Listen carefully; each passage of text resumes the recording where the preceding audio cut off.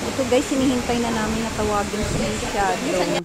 Ayan, pinapasok na kami ni Doktora. Ito, hinang-hina na si Shadow, kaawang-awa. Halos hindi na siya makagalaw sa sakit ng kanyang pantog.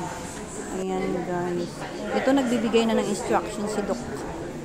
Ito guys, umiiyak ako talaga dyan. Naaawa talaga ako sa aking alaga. Awang-awa talaga ako.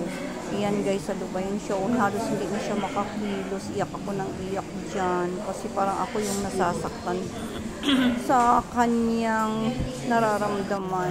Kawawa. Ayan guys, madaming mga intern students dito. Tinuturuan ni Doc para paano mag-inject ng anesthesia. Tinurukan siya ng anesthesia para makatulog siya. Kasi mag-i-insert na si Doc ng catheter para ipa-flush yung mga ihi o dugo na naipon sa kanyang gallbladder. Ayan, ang galing ni Doc na ipasok niya. Ayan, ang galing. Ayan na guys, anuhan na siya, kuna na siya ng dugo kasi ipa-blood chem siya, CBC or ganon guys, kuna ng examine yung dugo. Dito na kami guys sa recovery room. May recovery room sila kung saan dito ino-obserbaran ang mga aso't pusa. Siya lang ang pusa dito, karamihan guys. Oh. Yan, mga aso yan. Yan, recovery room yan. Dito naka-dextrose kami. Yan, dextrose ang aming mga alaga. Ayan. Ay, ayan guys, si Shadow naka-dextrose na habang tulog. Ito guys, after na settle yung aming bill, ayan, uuwi na kami. Ayan guys, tapos na ang catheter ni Shadow. Uuwi na kami kasi hanggang 5 PM lang dito sa pinagpagamutan namin.